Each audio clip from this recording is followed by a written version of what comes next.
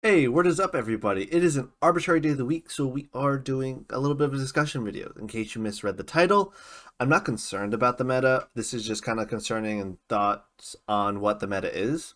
So right now, if you were to go into Discord, ask people, hey, what's the meta right now?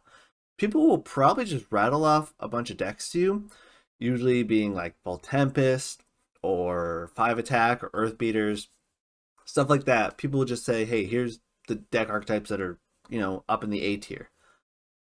But we do really have a pretty heavy, solid like B, C tier list of decks. There's a lot of viability in a lot of places. So I think that's kind of indicative of what the meta really is when we have these like decks that are definitely like A tier decks, and then we just have a huge swath of B tier, like viable but just not quite there. Because those A tier decks kind of interact with I think what the true meta answer really is super effectively, and that is removal and counter runes, right?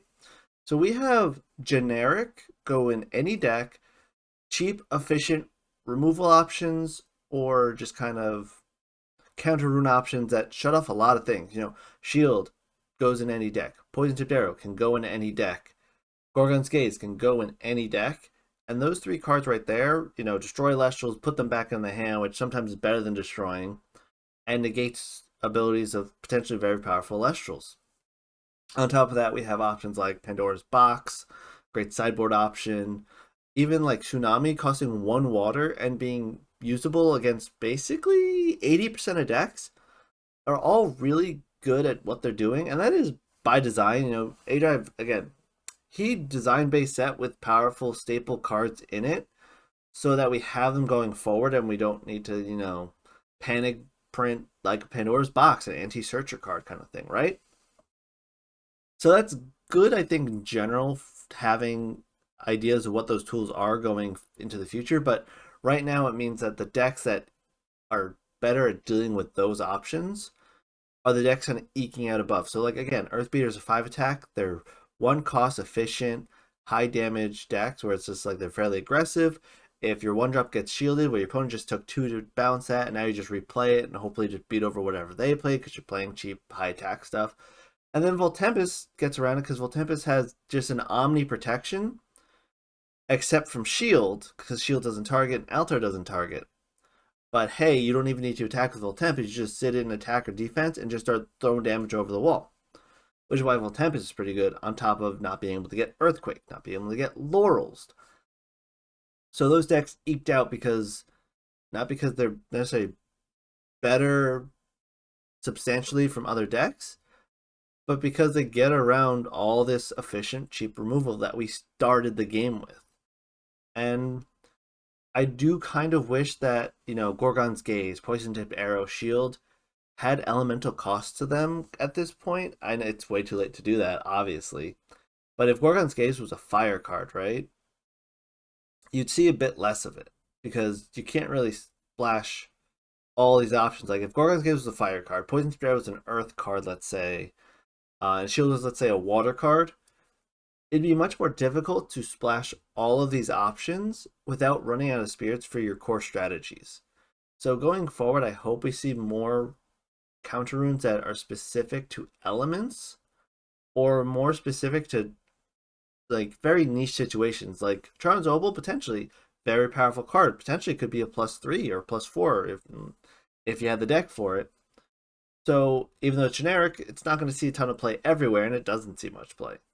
Whereas, Tsunami is cheap, costs water, so you do have to have some water in your deck. Has things that you can play around it, but it's still pretty efficient and does have a little bit of cost associated in the deck building process. Where if you're trying to splash Tsunami, Earthquake, Thunderstorm into your deck, let's say, and your deck is a fire deck, well, you're going to run out of your fire spirits faster. So I would like to see more counter runes and invoke runes have an elemental association with them, just so we don't see these just, oh, I put all these counter runes into my deck and called it a day because I can. And that will just, promote very specific strategies from winning, where I'd like to see a little bit more kind of elemental synergies or requirements on cards to make specific elements stand out for specific situations rather than just saying, yeah, all this generic removal is generic, put it in every deck. call it a day. I find that a little bit counter to the idea of we have elements, let's use them, in my opinion. It's not necessarily bad game design. I do like that there's generic staples, but at the same time, those generic staples are currently warping the format around them to an extent. Now, when we're looking at our elements, right? Fire currently doesn't see a ton of play outside maybe like Necruff. Maybe Amphiorix sees a little bit of play, maybe a little bit of the bears because people like the bears. But fire has no way to deal on its own with counter runes or just runes in general. So a lot of the fire strategies, if it's not Leonite, kind of suffer. Because Leonite, yeah, stops invoke runes, but still gets hit by counter runes. So you might just stick a Leonite and just sit there in attack position waiting. And you need to support fire with other elements to start dealing with the runes. So fire has a little bit of a struggling of a time really seeing a ton of play on its own as just a fire deck because it doesn't interact with runes. Water has a little bit of the same situation, but there's a lot of water splashing going on. A lot of people play Poseidon, Trident Poseidon, because stops counter runes. So at least water has somewhere in there protection or just rune interaction that interact with runes on your opponent's turn. So you could play a solid mono water deck with, like, say, Majesty and Trident, and then you're dealing with just Earthquake and Laurels generally. So that's an option. Fire doesn't get that option as much. Fire's just like, I hit either really aggressively and pray that you don't have counter runes, or play kind of Wally Stally with like maybe Leonite and some artifacts. It's a little rough there. So I think that's partially why we don't see a ton of mono water and a ton of fire decks, because they don't have proper rune interaction right now. Whereas we see some wind decks, some core wind decks. People love Stratamoth and people love Pantera, so people are going to play them.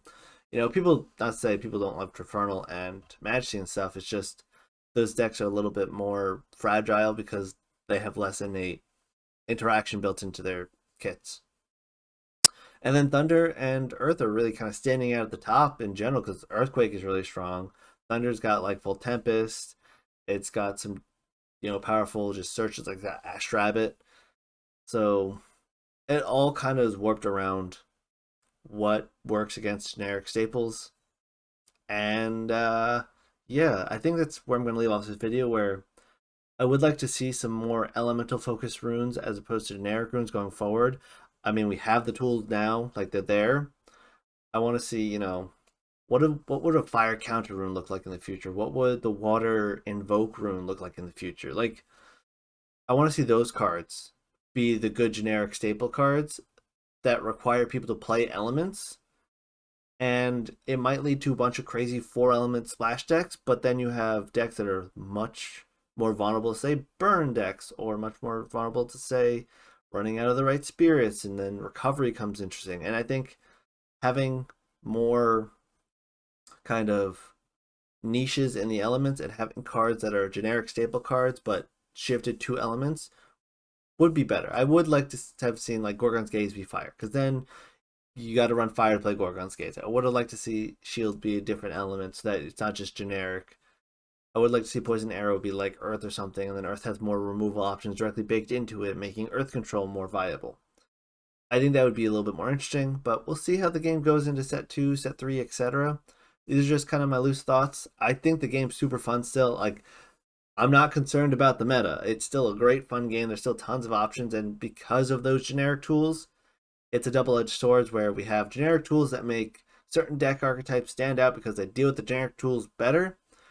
But at the same time, because we have generic tools, a lot of these lower power decks or decks that don't deal with the generic tools as well still stand a chance because you have those tools. Double-edged sword.